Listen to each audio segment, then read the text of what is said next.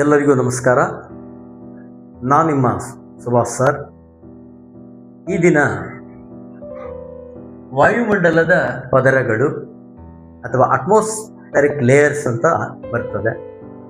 ಇದ್ರ ಬಗ್ಗೆ ಎಲ್ಲ ಪರೀಕ್ಷೆಗಳಲ್ಲೂ 1 ಅಥವಾ 2 ಮಾರ್ಕ್ಸಿನ ಪ್ರಶ್ನೆಗಳು ಬಂದೇ ಬರ್ತವೆ. ಅದು PC ಆಗಿರ್ಬೋದು, PDO ಆಗಿರ್ಬೋದು, FDC ಆಗಿರ್ಬೋದು, LDC ಆಗಿರ್ಬೋದು, ಗ್ರೂಪ್ C ಆಗಿರ್ಬೋದು, ಈವನ್ TETಯಲ್ಲಿ ಕೂಡ 1-2 ಪ್ರಶ್ನೆ ಇದ್ದೇ ಇರ್ತವೆ. ಅದಕ್ಕಾಗಿ ನಾವು ಈ ದಿನ ಏನ್ ಮಾಡೋಣ, ಅಟ್ಮಾಸ್ಫಿಯರಿಕ್ ಲೇಯರ್ಸ್ ಅಥವಾ ಭೂಮಂಡಲದ ಪದರಗಳು. ಮೊನ್ನೆ TETಯಲ್ಲ ಒಂದು ಪ್ರಶ್ನೆ ಕೇಳಿದ್ರು, ವಾಯುಮಂಡಲದ ಅತ್ಯಂತ ಕೆಳಪದರ ಯಾವುದು ಅಂತ ಕೇಳಿದ್ರು. ಸ್ವಲ್ಪ ನಮಗೆ ವಾಯುಮಂಡಲದ ಪದರಗಳ ಬಗ್ಗೆ ಗೊತ್ತಿದ್ರೆ ನಾವು ಈಸಿಯಾಗಿ ಉತ್ತರ ಹಾಕಬಹುದಾಗಿದೆ. ಅದಕ್ಕೆ ಇಲ್ಲಿ ವಾಯುಮಂಡಲದ ಒಂದೊಂದು ಪದರಗಳನ್ನ ನೋಡ್ತಾ ಹೋಗೋಣ. ಇಲ್ಲಿ ಫಸ್ಟ್ ನಮಗೆ ಬರೋದು ಟ್ರೋಪೋಸ್ಫಿಯರ್ ಅಂತ ಬರ್ತದೆ. ಮೊದಲನೇ ಲೇಯರ್ ಇದು.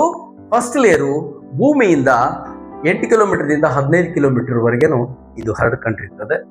ಇಲ್ಲಿ ಏನ್ ನಡೀತದೆ ಅಂತ ಕೇಳ್ತಾರ ಅವರು. ಇಲ್ಲಿ ಮೋಡಗಳು, ವಾತಾವರಣ, ಮೋಡ, ಗಾಳಿ ಇವೆಲ್ಲವುಗಳು ಕೂಡ ಈ ಟ್ರೋಪೋಸ್ಫಿಯರ್ ಅಲ್ಲೇ ನಡೀತವೆ.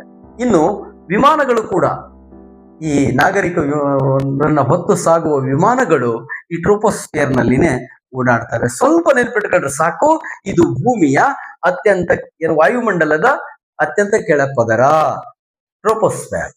ಇನ್ನು ಬರೋಣ ಯಾವ್ದಪ್ಪ, ಸ್ಟ್ರಾಟೋಸ್ಫಿಯರ್. ಇಲ್ಲಿ ಕನ್ನಡದಲ್ಲಿ ಹೇಳೋದಿಲ್ಲ ನಾನು, ಇಂಗ್ಲಿಷ್ ಅಲ್ಲೇ ಇವನ್ನ ನೆನ್ಪಿಟ್ಕೋಬೇಕು. ಮೊದಲನೇ ಲೇಯರ್ ಟ್ರೋಪೋಸ್ಫಿಯರ್, ಎರಡನೇ ಲೇಯರ್ ಸ್ಟ್ರಾಟೋಸ್ಫಿಯರ್.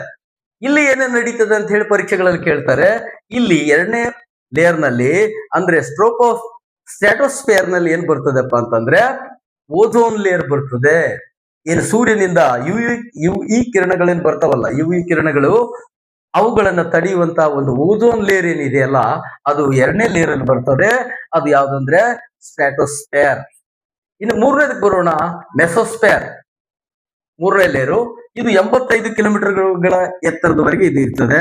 ಇಲ್ಲಿ ಈ ಮೆಸೋಸ್ಫಿಯರ್ ಅಲ್ಲಿ ಏನಾಗ್ತದಪ್ಪ ಅಂದ್ರೆ ಇದು ತುಂಬಾ ಶೀತ, ಕೋಲ್ಡೆಸ್ಟ್ ಏರಿಯಾ. ಇದು -90 ಡಿಗ್ರಿ ವರೆಗೂ ಕೂಡ ಇಲ್ಲಿ ವಾತಾವರಣ ಕೋಲ್ಡ್ ಆಗ್ತದೆ.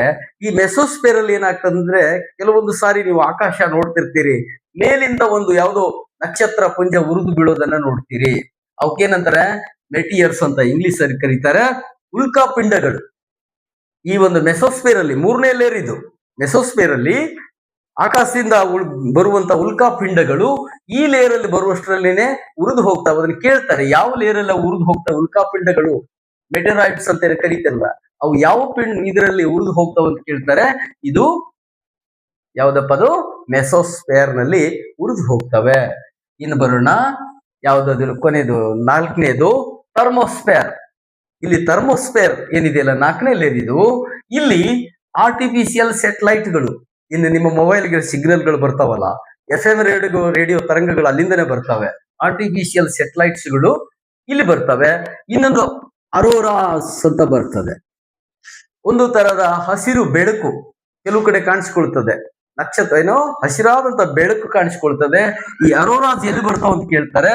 ಒಮ್ಮೊಮ್ಮೆ ಈ ಆರ್ಟಿಫಿಷಿಯಲ್ ಸ್ಯಾಟಲೈಟ್ಸ್ ಗಳು ಯಾವ ಲೇಯರ್ ಅಲ್ಲಿ ಬರ್ತಾವ ಅಂದ್ರೆ ಅದನ್ನ ನಾವು ಥರ್ಮೋಸ್ಫಿಯರ್ ಅಲ್ಲಿ ಅವು ಕಾಣಿಸ್ಕೊಳ್ತವೆ.